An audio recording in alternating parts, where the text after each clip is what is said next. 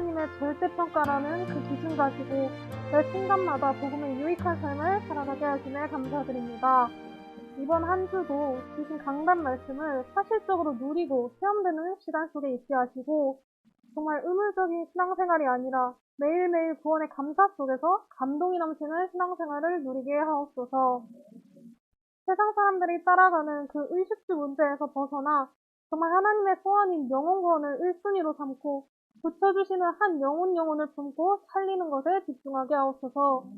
그림교회를 섬기는 목사님과 사모님을 위해 기도합니다.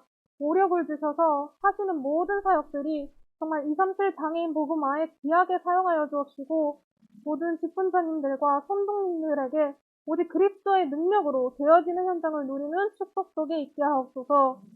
항상 영적으로 깨어있고 즉시로 순종하고 또 도전하여 그림교회를 살리고 섬기는 응답의 시간표에 모두가 쓰임받게 하여 주실 것을 믿사오며 감사드리며 우리 주 예수 그리스도 이름 받들어 기도하옵나이다. 아멘. 마태복음 26장 6절로 13절 말씀입니다.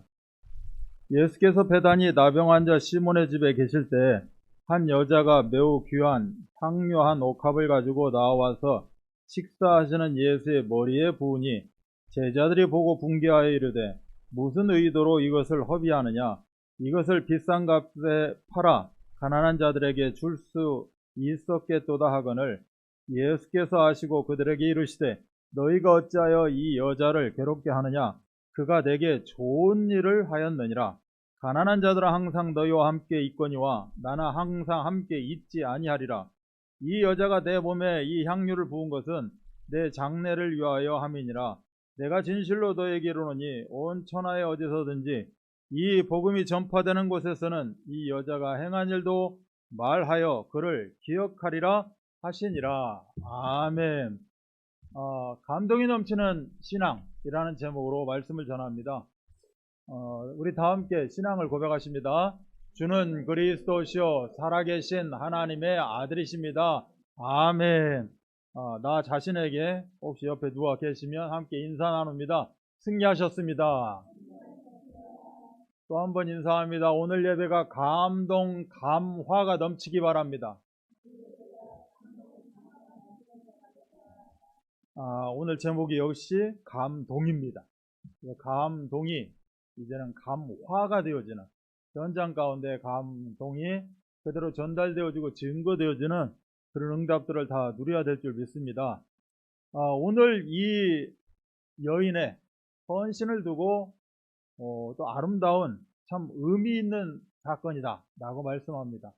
그래서 이 사건을 우리가 다른 말로 기념비적 사건이다 라고 이야기를 하죠. 왜 기념비적인 사건이냐? 뭔가 증거가 되고 있다는 겁니다. 영원히 기념이 되고 있다는 거죠. 복음이 전파되는 곳에 이 여자의 행한 헌신, 이 행한 일이 기억이 되어야 되고 기념이 되어야 된다. 그래서 이 여인의 이 사건은 기념비적인 사건이다. 이 여인이 이렇게 할 수 있었던 헌신의 동기가 과연 무엇인가? 그 동기는 봤다는 겁니다. 은혜를 받았다는 겁니다. 감동을 내가 받았다는 거죠. 바로 자기 가족 그 나사로 그 부활의 능력으로 예수 그리스도가 살려주심을 내가 보고 놀라운 은혜다. 이거는 최고의 감동이요. 이 헌신할 수밖에 없는 그 놀라운 은혜가 헌신의 출발점이 되어졌고 이제 자신의 전부를 드릴 수 있는 이런 결단의 헌신을 하게 됩니다. 그래서 우리의 그 삶도 여전히 이 본문 말씀처럼 감동의 스토리, 정말 우리의 인생 스토리, 인생 여정이 있습니다. 하루 24 인생 여정이 있겠죠. 그 인생 여정 사이사이에 그 인생 여정이 어떻게 보면 전부가 감동의 스토리가 돼야 된다. 쓸데없이 오늘 하루 지내는 것이 아니라 정말 1분 1초라도 다 감동이 되어지는 그러한 인생 스토리가 다 되시기를 바랍니다. 그래서 은혜 충만한 상태를 늘 유지해서 이 시대에 정말 하나님이 나에게 원하시는 게 무엇인가? 오늘 예배 가운데 내가 어떠한 감동, 어떠한 은혜를 받아야 되나? 나에게 임한 은혜는 무엇인가? 붙잡고 승리하는 그런 축복된 시간 되시기 바랍니다. 첫 번째가 은혜가 이끄는 신앙생활이었습니다. 오늘 은혜가 이끄는 신앙생활 이 6절, 7절의 이 내용들을 좀 보게 되면 어차피 우리는 세상 가운데 살기 때문에 또 인간이라는 두 글자를 살고 있기 때문에 세상 사는 그런 인간적인 계산을 할 수밖에 없다라는 겁니다. 오늘 우리의 이 삶을 통하여서 이거를 선택하고 저거를 놓기를 하고 포기를 하기도 하고 또 이런저런 내가 계산을 가지고 생활한다는 거죠. 이 인간적인 계산을 초월하지 않으면 오늘 이렇게 기념비적인 사건이 발생될 수가 없다. 그래서 인간적인 계산을 초월해야만 된다는 겁니다. 초월해야 무엇이 그 결과로 나타나느냐? 오늘도 말씀 주셨다시피 최고 사랑, 최고 감사, 최고 예배와 최고 헌신이라는 이 귀한 열매들을 우리가 취할 수 있게 되는 겁니다. 이것이 바로 마리아의 그런 헌신, 올인된 그런 삶이었습니다. 그래서 마리아의 올인 헌신은 무엇이냐? 전적 은혜, 전적 은혜가 마리아의 뿌리가 되어진 겁니다. 그리고 이 뿌리가 되어진 것을 은혜를 통하여서 이 은혜가 이제는 이끄는 삶, 은혜가 이끄는 헌신을 하게 되었다. 그래서 이 헌신은 결코 낭비가 아닌 하나님 앞에 참 기쁨이 되어졌고 하나님도 보시기에 기쁨을 이기지 못하는 그러한 참 기쁨을 소유하게 되었다라는 사실입니다. 그런데 세상은 이러한 영적인 예수님이 말씀하시는 참 내게 좋은 일이다, 이거는 아름다운 행위라고 말씀하시는 이 내용이 세상 사람들의 눈에 비치기는 어떻게 비칩니까? 분노가 나타나는 걸로 비춰지게 됩니다. 그래서 제자들의 반응이 무엇입니까? 제자들도 예수님의 모든 면면들을 다 함께 했고 봐왔고 그리고 기적과 표적과 이사를 다 함께 경험했습니다. 그 제자들의 반응이 뭡니까? 갑자기 분노를 일으킨다는 겁니다. 왜 이렇게 아까우게 이 고급진 것을 바닥에 버리느냐, 이렇게 생각을 왜 쏟아버리느냐, 이거를 팔면 300데나리온이 되는 것이고 1년 일당이 매일 이게 1년에 그 사람의 버는 액수가 되어지는 건데 왜 이것을 이렇게 쓸데없이 바닥에 버려버리느냐 라고 반응들이 나오는 겁니다. 이것을 가난한 자에게 팔면 이걸 장애 현장에 우리가 참으로 헌신하게 되면 많은 장애인들이 그래도 또 하루 한 끼를 먹을 수 있고 또 이렇게 맛있는 간식을 먹을 수 있고 이게 섬기는 것이 옳지 않느냐, 왜 괜히 이걸 바닥에 쏟느냐 라고 이야기를 하는 그런 내용들입니다. 결론은 인간의 이 제자들에게 잠깐 감추어져 있는지 모르겠지만 그 창세기 3장의 찌꺼기들이 올라오는 순간입니다. 어떻게 보면 위선이요, 탐심은 영적 문제인 겁니다. 탐심이 나오고 위선의 행동들이 그런 언행, 말들이 나온다는 겁니다. 굉장히 옳은 일을 하는 것 같고 이것이 지당한 일 같은데 이걸 우리는 정의라고 합니다. 정의를 가장한 비판, 즉 부정적 불신앙의 산물들을 쏟아내기 시작하는 겁니다. 다른 불신자들 입에서 나오면 뭐 문제 없겠죠. 이야기도 않습니다. 그러나 믿는 자 입에서, 복음을 가진 자 입에서, 매일 예배 드린다는 그 신자들 입에서 그러한 불신앙의 산물들이 나오고 있는 것이 문제가 됩니다. 우리 교회도 간혹 이런 일들이 나올 수 있습니다. 어찌 하다 보면. 그러나 절대 내 입에서 나오면 안 됩니다. 내 손과 발로 내 몸으로 행동해서도 안 되죠. 왜 그렇습니까? 결과는 죽이는 결과가 나옵니다. 어차피 우리의 인생은, 우리의 절대 여정은 살리는 자들입니다. 그런데 나의 말을 통해, 나의 언행을 통하여서 죽이고 원리스를 깨는 그러한 비판을 우리가 표하게 된다는 겁니다. 예수님은 이 마리아의 모습을 너무 좋은 일이다, 아름다운 행위다, 쓸데없이 바닥에 쏟은 것이 아니라 나에게 뿌렸다는 겁니다. 나의 무엇을 위해서 뿌렸습니까? 예수님의 십자가를 위해서 뿌린 겁니다. 이어지는 부활을 위해서 뿌린 겁니다. 왜 마리아는 예수님에게 십자가와 부활의 의미를 갖고 그 향유를 뿌릴 수밖에 없었는가? 부활의 능력을 체험했기 때문에 그렇습니다. 절절하게 체험했기 때문에 놀라운 은혜로 받아들였기 때문에 이러한 감동, 이러한 감화가 나타나게 돼 있었던 겁니다. 그렇다면 제자들은 왜 이렇게 불신앙의 산물을 언행으로 쏟아내었습니까? 은혜의식이 고갈되었다는 겁니다. 은혜의식이 고갈되니 은혜가 사그라드니 내 눈에서 생각에서 마음에서 나타나는 것은 긍정적인 사고가 아니라 그리스도 이름 붙잡은 긍정적인 사고가 아니라 부정적인 사고, 부정적인 시각을 가지고 바라본다는 겁니다. 그러니 당연히 창세기 3장 가운데 사단이요 마귀의 계계에 당할 수밖에 없고 시험 가운데 넘어질 수밖에 없다라는 겁니다. 이것을 오늘 우리 말씀을 통하여서 어떤 삶이냐? 제자들의 삶은 풍전등화의 삶이다 라고 명쾌하게 우리들에게 말씀하셨다는 겁니다. 불안불안하다는 겁니다.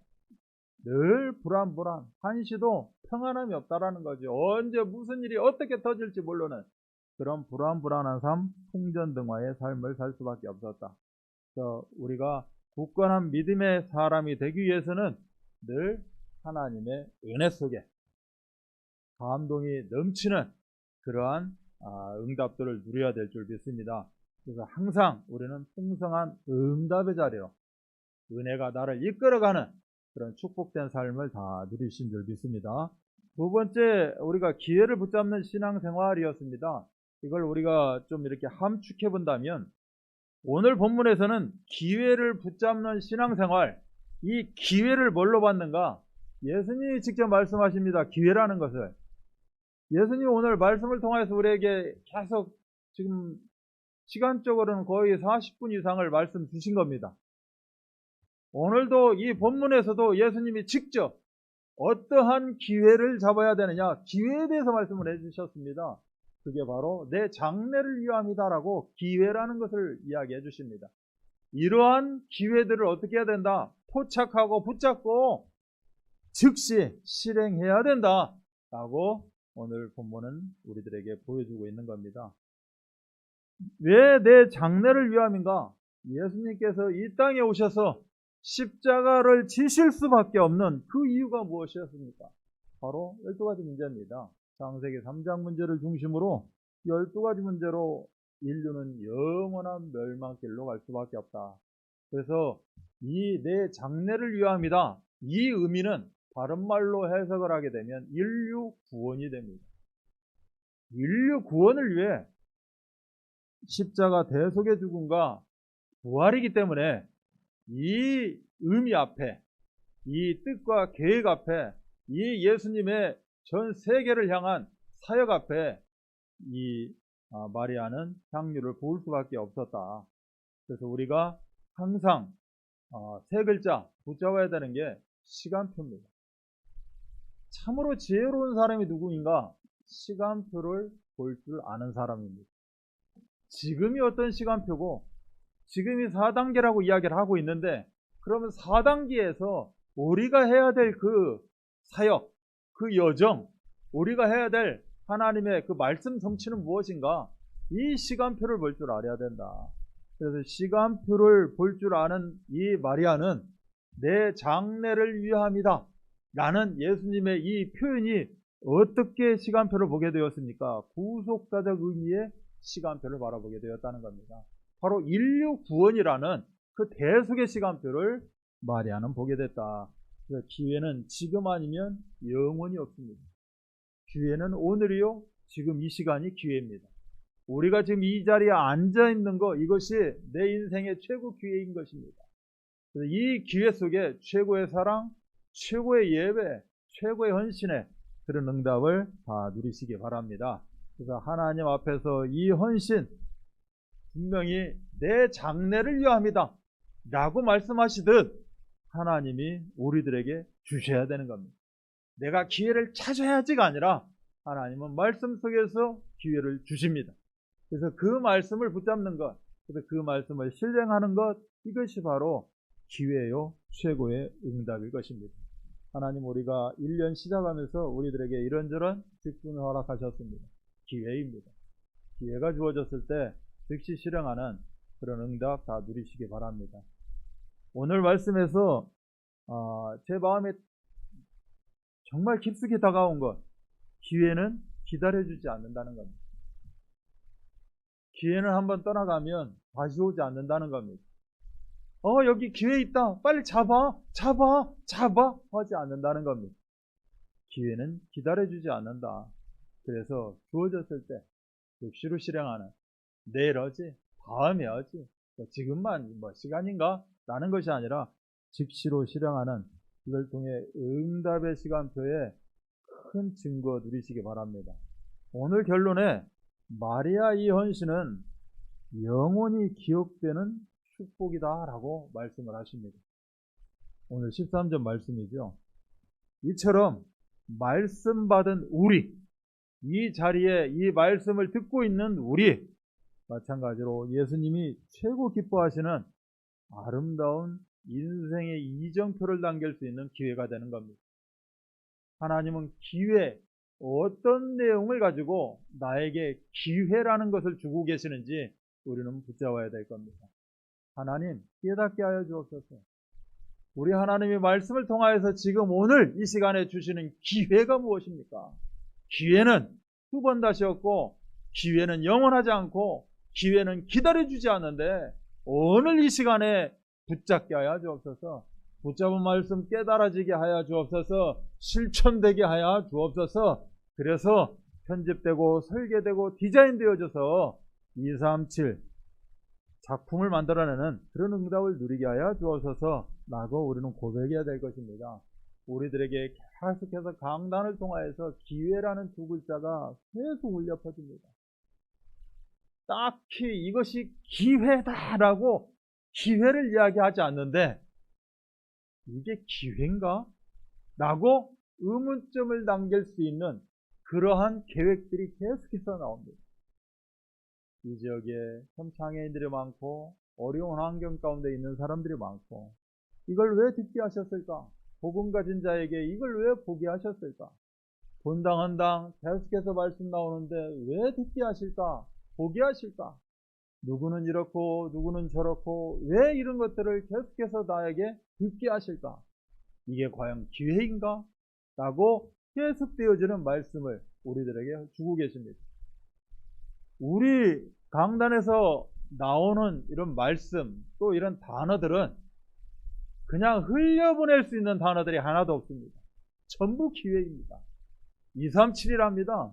237이 무엇이지? 237이 왜 들려졌을까? 237이 나에게 기회인가? 138은 무엇인가? 도대체 237의 빛이라는데 내가 그 의미가 무엇인가? 그냥 흘려보내는 것이 아니라 하나하나 붙잡고 기도하고, 또 깨달음이 없으면 물어보고, 먼저 전제자들에게, 교육자에게 물어봐서 이게 나한테 어렴풋이 들렸지만 이건 나에게 인생 최고의 기회였구나.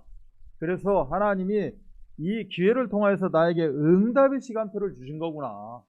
응답의 시간표를 통해서 놀라운 은혜, 감동이 넘치는 그러한 응답을 누리며 헌신의 주역으로 쓰임받기를 원하시는구나 라는 최고의 기회인 것입니다.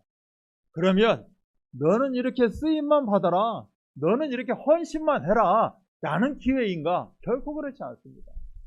기회를 붙잡은 자에게는 하나님은 분명히 응답을 허락하십니다.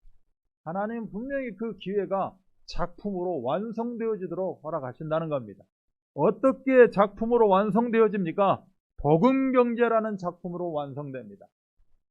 빛의 경제요 237 경제라는, 237의 빛이라는 그런 응답으로 하나님은 작품을 완성시키십니다. 절대적으로 무너지지 않는 그러한 절대 경제의 응답을 체험할 수 있도록 우리 하나님은 기회를 주신 것입니다. 이것도 헌신하라고 헌금하라고가 아니라 하나님은 나에게 이러한 절대 경제의 응답, 237 경제, 후대 경제의 응답을 누리라고 기회를 주신 것입니다.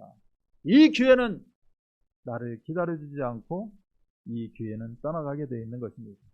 이 기회는 나에게 영원하지 않습니다.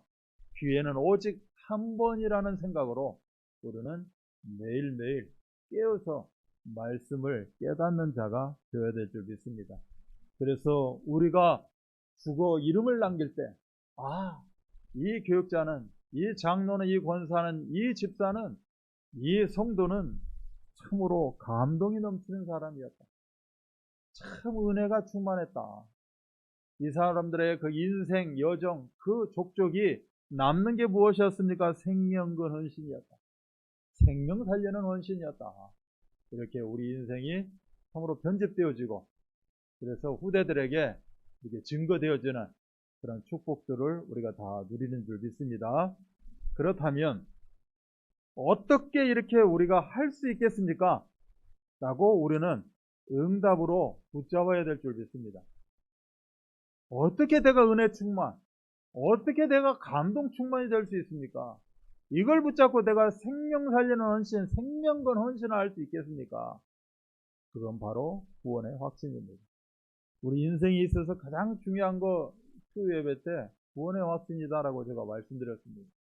그러면 도대체 이 확신을 가지게 되면 어떻게 되는 건데요?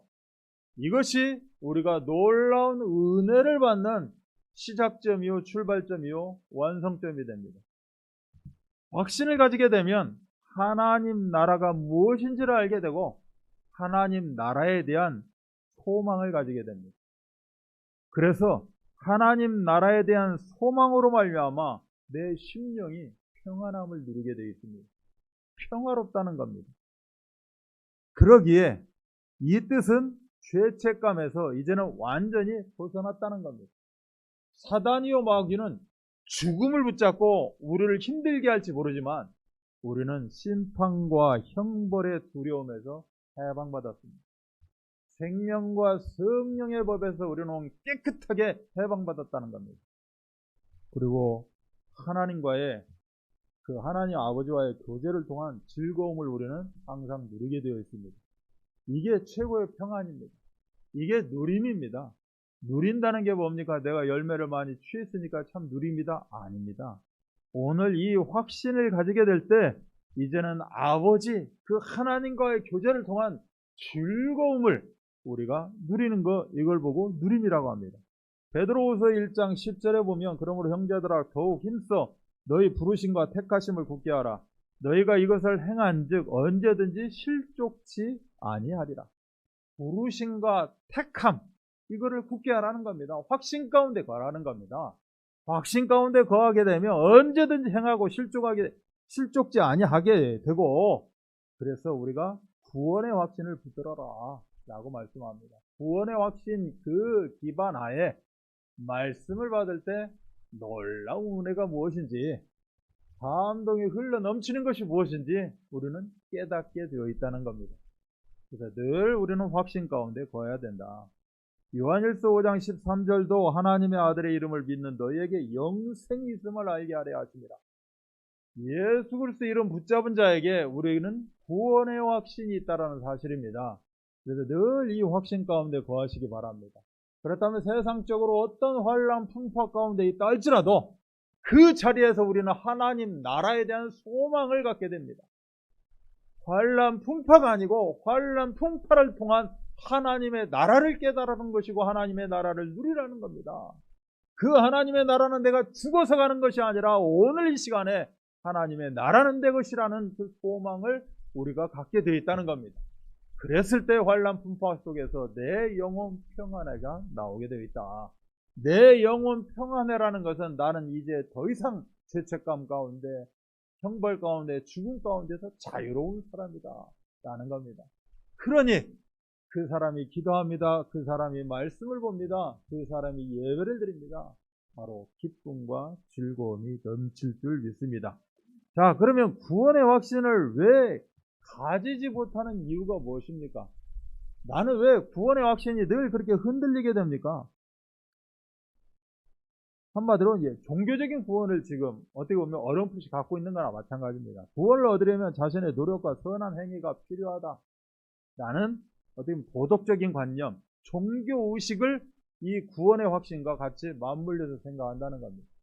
구원의 확신은 나는 전혀 볼품이 없는데, 나는 전혀 뭐 행한 것이 없는데 오직 예수 그리스도의 이름으로 100% 예수 그리스도의 이름 붙잡고 그분이 나와 함께 하심으로 말미암아 우리는 자유와 해방을 누리게 되는 겁니다.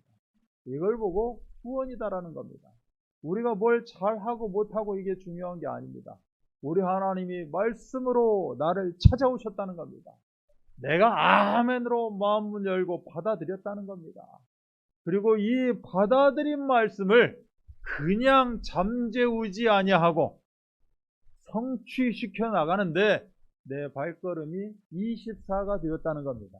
이게 구원의 확신입니다. 잠자고 있으면 구원의 확신이 될 수가 없죠. 잠자고 있으면 나도 잠자는 순간에 구원의 확신이 있는지 모르지만 결단코 깨어서는 구원의 확신을 누릴 수가 없는 겁니다. 그래서 구원의 확신이라는 것은 예수 그리스도의 이름과 그 능력과 24하는 게 바로 구원의 확신입니다. 나는 예수 그리스도의 이름과 6시간밖에 못했는데요. 6시간만 구원의 확신이 있겠죠. 그러면 이처럼 구원의 확신을 이게 흔들릴 수밖에 없다. 사람들은 이 자기 희생과 노력을 굉장히 중요하게 생각합니다. 세상에서는. 이거 구원의 확신과 전혀 관계가 없습니다.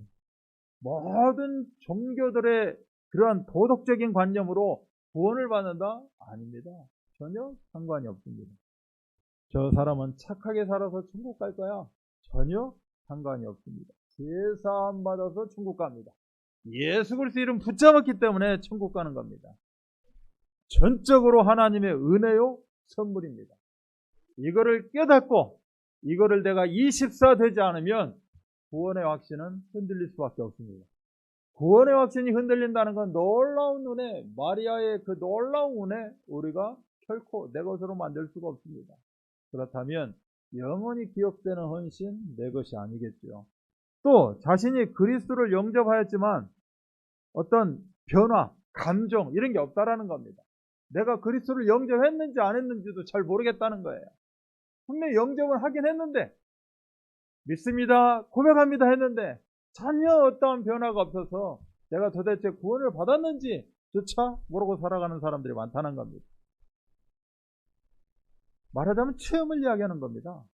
체험은 즉시 나올 수도 있겠죠. 그 자리에서 무릎 꿇고 눈물 펑펑 흘리면서 영접하시는 분들도 있을 것이고 어떤 사람은 도대체 내가 영접한 건지 내가 구원 받은 건지 민민한 사람도 있을 것이고 예를 들어서 바울 같은 사람은 순간적으로 구원의 확신을 누렸을 겁니다. 바로 그 즉시 다메섹 도상 그 자리에서 구원의 문제를 무엇인지를 절절하게 깨달은 사람이 바울입니다. 베드로는 어쩌습니까? 바로 체험한 신앙인이 아닙니다. 베드로는 점진적입니다. 우리처럼 마찬가지로 점진적으로 깨달았고 마가다락방에 성령의 오순절날 성령의 충만함을 받고 아마 절실하게 느꼈을 것입니다. 예수님이 모든 기적을 행하시고 이제는 내가 앞으로의 여정이 이러한 것이다라고 그렇게까지 이야기를 했고 심지어 그렇게 하면 안 됩니다라고 방방 뛰기도 했고 주는 그리스도시요 살아계신 하나님의 아들이십니다라고 인류 최고의 고백도 하기도 했고 등등 여러 가지 기적과 이사를 다 체험했지만 베드로는 구원의 확신을 누리지 못했습니다. 또 반면에 예수님을 정식으로 영접한 일이 없는 것입니다. 내가 확신을 갖지 못하는 그런 경우가 이런 경우도 있는 겁니다. 나는 영접되어진 줄 알고 아멘도 하고 예배에 나와서 우리가 예배도 드리기도 합니다. 교회 나와서.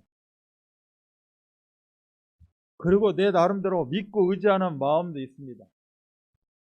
그런데 자기 입으로 시인하고 고백하고 이런 영접 자체가 희미하다라는 겁니다. 우리는 영접하십시다 하고 영접하고 영접을 유도해서 영접을 하게 합니다. 근데 당사자는 내가 진짜 영접을 한 건지 뭔지도 모르고 지나가는 사람들이 사실은 많다는 겁니다.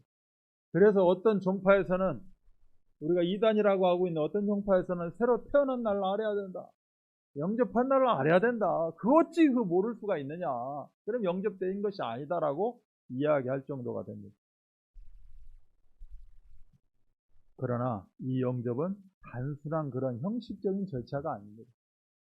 우리가 영접의 12가지 의미도 훈련 시간에 계속해서 받게 되지만 영접은 그 이상의 정말 우리가 어떻게 보면 깨달을 수 없는 그런 의미가 들어가 있는 게 영접입니다. 영접한 자, 하나님 자녀가 되는 그런 응답을 다 누리는 줄도 있습니다. 왜 구원의 확신을 가지지 못합니까? 주님과 함께 사는 생활을 하지 못하기 때문에 그렇습니다. 우리가 이걸 보고 24라고 합니다. with 임마누엘 원리스라고 하죠. 실질적으로 이 삶을 살지를 못한다는 겁니다. 왜 그렇습니까? 바빠서. 왜 그렇습니까? 이래서. 왜 그렇습니까? 저래서. 주님으로 나는 지금 모시고 있지만 어떻게 사는 것이 함께하는 생활인지를 모른다는 겁니다. 아멘은 하고 화답은 하고 있지만 그래서 우리가 계속해서 강단을 통해서 우리에게 들려진 말이 뭐냐? 성령 충만을 누리는 시간, 성령 충만한 내가 어떻게 보면 감사하는 시간, 그런 시간, 내가 최고의 좋은 시간을 가지고 그때 어떻게 보면 이렇게 집중할 수 있는 그런 시간들이 있어야 된다. 왜 그렇습니까? 내가 주님과 함께하고 있는데 함께 사는 생활을 모른다는 거예요. 뭐 내가 지금 오늘 일어나서 그냥 아이고 기지개 하고 살아가는 거 주님과 함께하는 생활이겠지 라고 산들어 간다는 거죠. 주님이 나와 함께하고 있어. 우리는 임마누엘이야 하고 산다는 겁니다. 과연 그게 전부일까? 그렇다면 그게 전부가 왔다면 왜 나는 이렇게 구원의 확신이 흔들리는 것인가?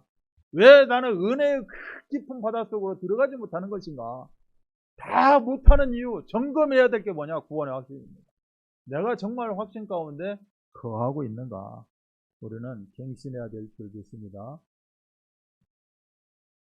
이 부부들 살 때 이런 말을 합니다. 사랑은 무슨 사랑? 길어봤자 3개월, 많으면 3년. 그저 그냥 살붙이고 사는 거지? 이게 지금 주님과 함께 하는 생활을 모른다는 겁니다. 그냥 그렇게 산다는 거예요, 살붙이고. 그러니 어떤 힘든 일이 몰아닥쳤을 때, 어떤 문제 가운데 대해 쌓였을 때 우리는 구원을 놓치게 되어 있다. 그리고 5번째로는 범죄의 결과입니다. 항상 내가 내 양심에 오는 대로 살지 못하고 좀 범함하게 살고 또 세상 사람들이 이런 거 하면 안 되는데 하는 거 하고 살고 있고 알게 모르게 그렇게 산다는 겁니다. 그렇기 때문에 내 안에 100%의 확신, 구원의 확신이 없는 겁니다. 그냥 그저 그렇게 사는 거죠. 괜찮아 이렇게 살아도 라고 사는 겁니다. 좋을 때는 상관이 없겠죠. 그러나 문제가 발생이 되어지면 어마어마한 파도가 밀려오면 우리는 흔들릴 수밖에 없다는 겁니다. 이렇게 구원을 확신하지 못하는, 가지지 못하는 이유에 대해 5가지에 대해서 그냥 우리가 간단하게 봤지만 그러면 구원은 상실할 수 있습니까? 한번 구원은 잃어버릴 수 있습니까? 한번 구원받은 사람은 그 사람의 허물 또는 어떤 경우로든지 사단의 힘이 그를 방해하지 못합니다. 그래서 한번 구원은 영원한 구원이 됩니다. 내가 놓치는 것 뿐이지, 내가 잠시 잊는 것 뿐이지, 한번 구원은 영원한 것이다. 결단코 그 어떤 존재도 어떤 것으로도 상실하고 빼앗길 수가 없다. 요한복음 6장 54절에 내 살을 먹고 내 피를 마시는 자는 영생을 가졌고 마지막 날에 내가 그를 다시 살리리라 라고 되어 있습니다. 이미 영생을 소유했습니다. 이미 영생을 소유한 자는 마지막 날에 반드시 살릴 것이라고 우리 예수님이 약속하고 계십니다. 그렇기 때문에 우리는 구원은 완전한 구원이 된다라고 말씀하고 있죠. 또 39절에 보면 예수님의 분명한 의지가 있습니다. 너의 구원은 완전한 구원이야. 내 이름 붙잡은 구원은 완전하다라고 말씀합니다. 나를 보내신 이의 뜻은 내게 주신 자 중에 내가 하나도 잃어버리지 아니하고 마지막 날에 다시 살리는 이것이니라 라고 말씀하고 있습니다. 분명히 살아난다는 겁니다. 행위로 구원받고 행위로 상실하고 결코 있을 수가 없고, 예수 그리스도 이름으로 믿고 영접한 구원은 절대 상실할 수가 없다. 그 구원은 완전한 것이다 라고 말씀합니다. 가령 이런 경우가 있습니다. 가련 유다를 한번 봅니다. 그러나 너희 중에 믿지 아니하는 자들이 있느니라 하시니, 이는 예수께서 믿지 아니하는 자들이 누구며 자기를 팔 자가 누군지 처음부터 아심이로라. 이거는 구원 자체가 있지 않은 경우가 되어지는 거죠. 설령 우리는 구원받아 놓고도 실수할 수 있습니다. 범할 수 있습니다. 어느 정도입니까? 예수님을 모른다고 시인할 정도로 우리는 부인할 수 있습니다. 그렇다고 그 구원이 완전하지 않느냐? 마지막 날에 살린다 라고 말씀하는 그 구원입니다. 예수께서 대답하시되 내가 너희 12를 택하지 않느냐 했느냐? 그러나 너희 중에 한 사람은 마귀니라 하시니, 이 말씀은 가룟 시몬의 아들 유다를 가리키시니라. 그는 12 중에 하나로 예수를 팔자더라. 마귀라고 이야기합니다. 마귀가 어떻게 구원을 받았고 마귀가 어떻게 영접된 겁니까? 결코 그렇지 않다는 거죠. 그래서 구원은 절대 상실할 수 없습니다. 내가 지금 주님과 함께 사는 이 생활이, 이게 하나님이 원하는 삶인가? 이게 지금 맞는가? 라는 것을 우리는 늘 점검해야 됩니다. 주님이 나와 함께 삽니다. 주님이 나와 뭘로 함께 삽니까? 말씀으로 함께 삽니다. 근데 하루 내 말씀 전혀 관계가 없습니다. 주님이 나와 뭘로 함께 삽니까? 나의 집중을 통해서 함께 삽니다. 나의 성령을 충만을 통해서 함께 삽니다. 나의 기도를 통해서 함께 삽니다. 나의 전도 현장에서 전도자의 그 응답, 헌신을 통해서 주님이 함께 사는 겁니다. 이런 삶이 없다면 밍숭맹숭하겠죠. 그냥 살되고 사는 게 부부야 라고 이야기하는 그 정도 수준밖에 안 될 겁니다. 그러면 그 구원은 흔들릴 수밖에 없다는 사실입니다. 그래서 주님은 이 구원받은 성도를 어떻게 끝까지 인도하고 견인해 가시는가? 주님의 간구함으로 됩니다. 주님이 간구를 하십니다. 주님은 제자들이 보존되기를 기도하셨고 모든 신자가 보존되기를 기도하신 겁니다. 구원 흔들리지 아니하고 그대로 보존되어져서 정말 그 천국에서 영원한 그런 축복과 응답을 누리면서 살기를 원하신 것이 주님의 참 기도, 간구함입니다. 요한복음 17장 15절에 내가 비옵는 것은 그들을 세상에서 데려가시기를 위함이 아니요 다만 악에 빠지지 않게 보존하시기를 위함이니이다. 혹여 또 악의 실수로 빠져가지고 구원 흔들리지 말고 아예 끝난 그 심령이 평화로운 가운데 살기를 원하신 것이 주님의 간구함입니다. 그래서 지금도 구원받아들을 향해서 우리 주님은 간구하고 계실 겁니다. 영원히 보존되기를 원하시는 우리 하나님의 그런 귀한 응답들을 다 누리하셔야 될 줄 믿습니다. 성령님이 내주하신 그 역사, 성령 내주 인도 역사로 말미암아 우리는 끝까지 하나님이 원하시는 그 시간표까지 우리는 인도받게 될 겁니다. 고린도후서 1장 22절에 그가 또한 우리에게 인치시고 보증으로 우리 마음에 성령을 주신 것입니다. 이게 구원입니다. 이 구원의 확신이 있어야, 100% 구원의 확신 가운데 있어야 부활의 능력을 내가 은혜로 누릴 수 있고 감동으로 가질 수 있고 우리가 헌신할 수 있는 겁니다.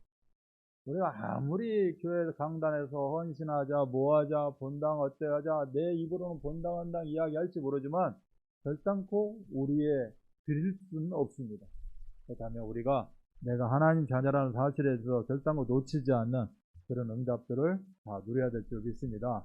약속의 성령으로 인치심을 받았으니 이는 우리 기업의 보증이 되었다. 우리 기업의 보증이 되사라고 말씀합니다. 이 성령이 지금 나와 함께하고 있고 인도하고 있고 역사하십니다.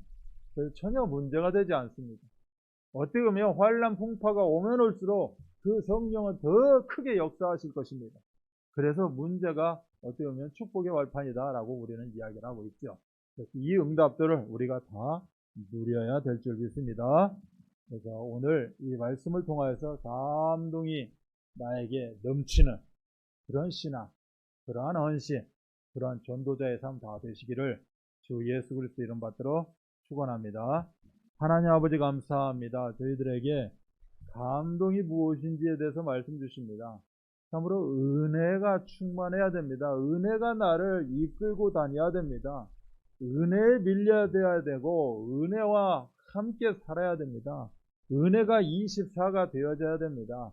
그렇다면 은혜 24 속에 우리에게는 말씀을 통해 늘 하나님의 계획이 보여지게 되고 또 하나님의 계획을 설계하게 되고 디자인하게 되고 작품을 완성해 나가는 것입니다. 이 기회를 놓치지 않고 붙잡고 승리하는 이번 주간 우리의 절대 여정 되어주도록 축복하여 주옵소서. 모든 문제를 해결하신 우리 구주 예수 그리스도의 은혜와 하나님의 사랑하심과 성령 역사하시니 감동이 넘치는 전도자의 삶을 살기를 다짐하는 우리 귀한 성도들 머리머리 위에 이들의 절대 계획, 절대 경제, 절대 여정 가운데 지금부터 영원토록 함께 계실지어다. 아멘.